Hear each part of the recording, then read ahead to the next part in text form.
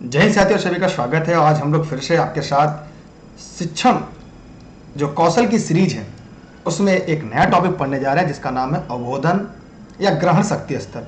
इसके पहले हम लोगों ने जो हर्बर्ट महोदय जी की पंचपदी जो प्रणाली थी उसको हम लोगों ने पढ़ लिया था, जिसमें हम लोगों ने पंचपदी प्रणाली में प्रस्तावना, प्रस्तुतीकरण, तुलना, सामान्यीकरण, अनुप्रयोग को एक एक रूप से क्रम में पढ़ा था, जहां पर इन पांचों तत्वों को पढ़ लिया था। इनसे जुड़े सभी सवाल जो परीक्षा में बन सकते थे उन पर भी हम लोगों ने चर्चा कर लिया था। उम्मीद करते हैं जहां जरूरत पड़ी आपने इसकी स्क्रीनशॉट अपने पास सुरक्षित रख लीजिए। कॉपी कलम के साथ इस वीडियो की फिर से अंत तक बने रहिएगा, क्योंकि अभी की बार एक सीट हमारे का जो सपना है हम लोग मिलकर पूरा करेंगे। और जो शिक्षा शास्त्र का सेक्शन है, जो शिक्षा शास्त्र जो सीडीपी का विस्तृत रूप है, जिसे हम एक शिक्षण कौशल के रूप में भी पढ़ते हैं, उस सीरीज को हमें पढ़ना और जरूरी है, क्योंकि यहां से परीक्षा में सवाल झोला भर भर के आते हैं।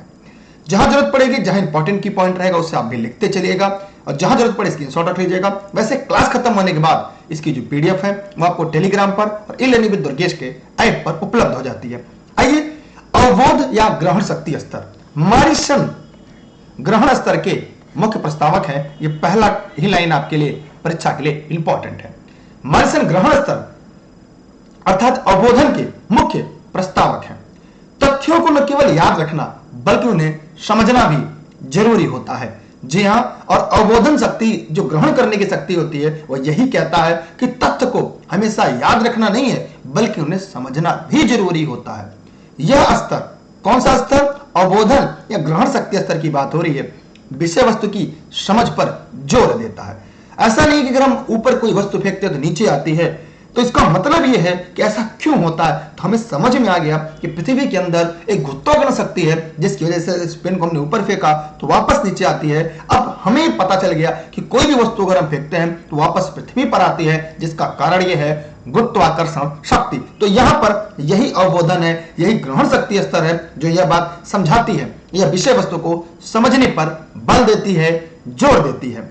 अगला टॉपिक है, मतलब इसी में एक बिंदु है, इस स्तर का उद्देश्य किसी अवधारणा, सिद्धांत, संकल्पना आदि के अर्थ समझने, अपने शब्दों में व्याख्या करने और स्वयं से समझकर विचार निर्माण करने की क्षमता को विकसित करता। जैसे अगर मैं एक सवाल पूछूं आपसे कि अगर बहुत ज्यादा बारिश हो जाएगा तो क्या हो जाएगा, इसमें अवधारणा होगी, सिद्धांत होगा, संकल्पना होगा। अब इसका अर्थ समझेंगे और अपने शब्दों में आप व्याख्या करेंगे और स्वयं को समझने की निर्माण करेंगे। कोई है सर बहुत ज्यादा अगर बारिश होगी तो बाढ़ आ जाएगा, कुछ कहेंगे सर बहुत ज्यादा बारिश हो जाएगी तो हमारी स्कूल की छुट्टी हो जाएगी, कुछ लोग कहेंगे सर बहुत ज्यादा बारिश हो जाएगा तो हमें खेत की सिंचाई नहीं करना पड़ेगा। तो अलग अलग लोग अलग अलग तरह से जवाब देंगे। तो वहां पर यही बात समझा रहा है, इसी को हम अवबोध या ग्रहण शक्ति स्तर कहते हैं। हम अगले बिंदु की तरफ चलते हैं जो आपके लिए इंपॉर्टेंट है। इसमें भी 5 चरण होते हैं। इसमें भी कितने चरण होते हैं? 5 चरण होते हैं। आइए इन 5 चरणों को पढ़ते हैं और कोशिश करते हैं यहां से आपके परीक्षा में सवाल है। और मैं फिर से कहूंगा कि सभी लोग टेलीग्राम ज्वाइन कर रखिएगा। टेलीग्राम पे सर्च करिएगा दुर्गेश सर बिना स्पेस के, ई-लर्निंग विद दुर्गेश आएगा, उसे ज्वाइन कर लीजिएगा। यह निःशुल्क क्लास आप सभी के लिए देश हित में, राष्ट्र हित में। यहां पर भी क्या खोज, अवबोध के चरण क्या है? पहला खोज, दूसरा प्रस्तुतिकरण, तीसरा आत्मसातीकरण, चौथा संगठन, पांचवा क्या है? अभिव्यक्तिकरण। तो यहां पर क्या है? खोज, इसके बारे में आगे व्याख्या करेंगे, प्रस्तुतिकरण, आत्मसातीकरण, संगठन और अभिव्यक्तिकरण। तो ये 5 बिंदु को पढ़ेंगे। ये अवबोधन के चरण हैं, इसको याद करिएगा, लिखिएगा। परीक्षा में आज सवाल पूछा जाता है क्रम सजाने के लिए। अवबोधन के चरण को क्रमबद्ध रूप से व्यवस्थित करिए अथवा लिखिए। आगे चलते हैं, इसको क्रमबद्ध रूप से पढ़ते हैं। अब अगर आप कहेंगे तो हम इसको पहले समझा दें क्या क्या होता है इसमें। देखिए, खोज करना, मतलब खोज करने का मतलब क्या होता है? जब हम करके सीखने पर बल देते हैं तो बच्चा उसमें खोज करता है। जैसे उसने एक बार पत्थर को फेंका, नीचे आ गया, फिर गेंद को फेंका, नीचे आ गई, फिर उसने क्या किया? ईंट को फेंका, नीचे आ गई, अपने सर के कैप के ऊपर फेंका, नीचे आ गई। अब उसने खोज कर लिया कि जब किसी वस्तु को हम ऊपर फेंकते हैं तो वह नीचे आती है। अब वो प्रस्तुतिकरण करेगा, अच्छा इसका मतलब कुछ है, ऐसा क्या है?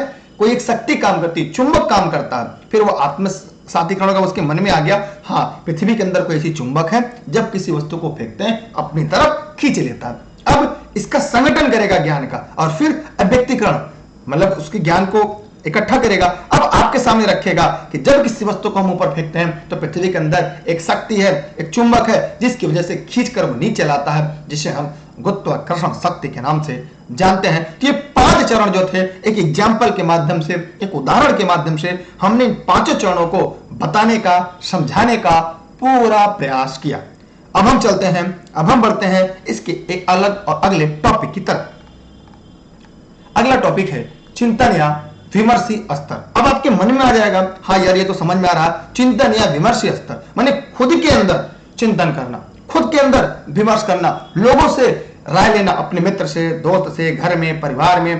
तो इसमें अगर हम बात करें तो मॉरिस पी हंट इस स्तर के मुख्य प्रस्तावक हैं। मॉरिस पी हंट इस स्तर के मुख्य प्रस्तावक हैं। यह शिक्षण का उच्चतम स्तर, यह शिक्षण का एक उच्चतम स्तर है।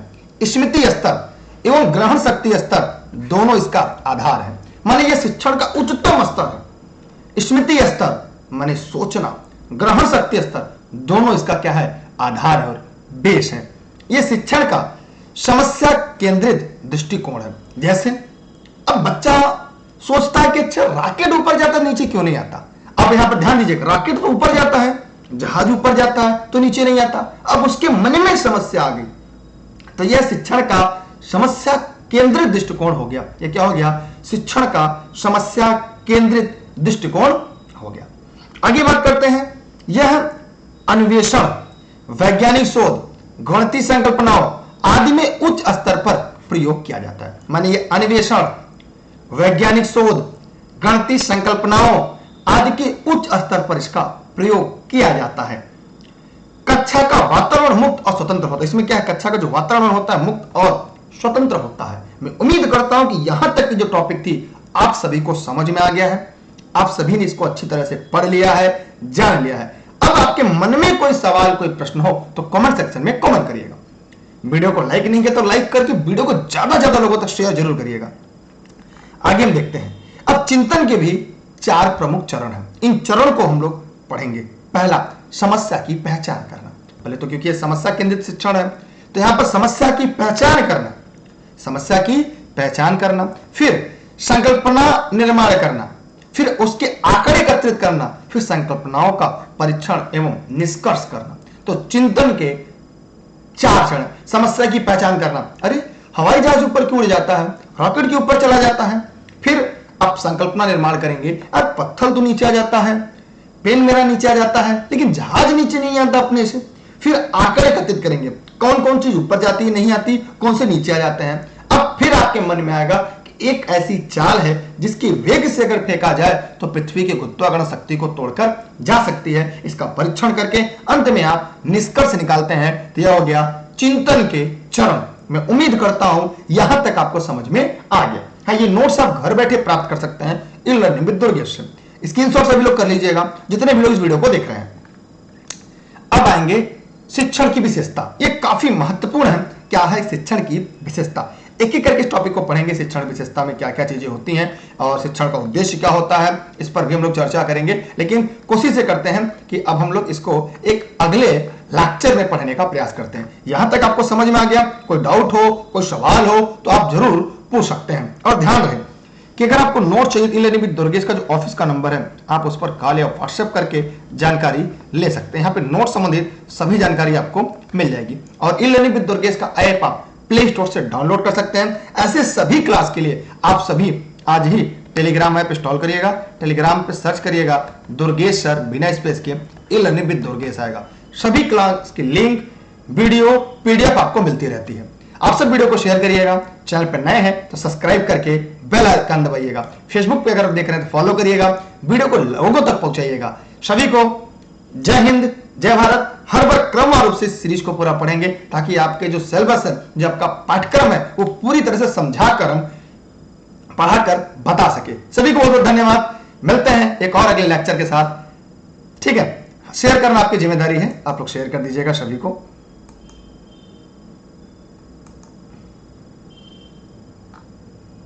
क्या आप भी सरकारी शिक्षक बनने की तैयारी कर रहे हैं? क्या आप भी अब की बार टेट पार करने की तैयारी कर रहे हैं? चाहे कोई भी हो परीक्षा, अब TET, C TET, REET, MP TET आदि सभी राज्यों की परीक्षा के सिलेबस के आधार पर हम आपके लिए लाए हैं सारे विषयों की महत्वपूर्ण नोट्स। स्टेट NCERT और प्रीवियस ईयर के पेपर के आधार पर डिजाइन किए गए हैं ताकि इस बार आपका सरकारी शिक्षक या शिक्षिका बनने का सपना साकार हो जाए। अब की बार टेट पार, सुपर टेट, KVS और रीट मेंस एग्जाम के नोट्स भी उपलब्ध हैं। ऑनलाइन क्लासेस में practice sheets, model paper, online live और रिकॉर्डेड सेशन और PDF नोट्स भी अवेलेबल हैं।